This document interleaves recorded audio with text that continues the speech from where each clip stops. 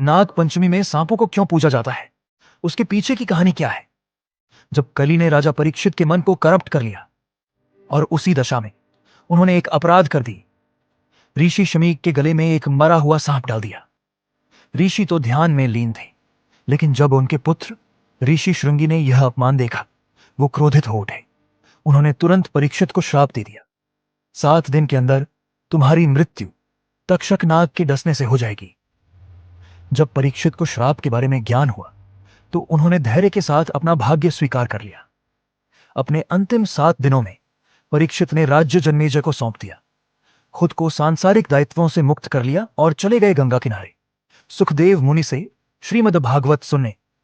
और फिर अंतिम दिन में रूप बदलकर और राजा की सुरक्षा को चकमा देकर तक्षक नाग ने राजा परीक्षित के प्राण ले लिए। पर कहानी यहां खत्म नहीं होती। उस कहानी का अगला अध्याय लिखते हैं जन्मेजय, परीक्षित के पुत्र। उन्होंने पिता की मृत्यु का प्रतिशोध लेने की ठान ली। उन्होंने किया सर्पसत्र, एक महायज्ञ जिसमें मंत्रों के बल से पूरी सृष्टि के सांपों को इस यज्ञ की अग्नि में भस्म किया जाने लगा। तक्षक ने शरण ली इंद्रदेव के महल में, लेकिन यज्ञ की शक्ति इतनी प्रचंड थी कि इंद्र और तक्षक दोनों खींचकर यज्ञ में जा रहे थे। देवलोक में डर का माहौल था। उन्होंने याद किया मनसा देवी को, जो कि एक नाग माता थी। उन्होंने अपने बेटे को भेजा जन्मेजय को समझाने के लिए। वो ऋषि अपने ज्ञान की गहराइयों से राजा को प्रभावित कर गए।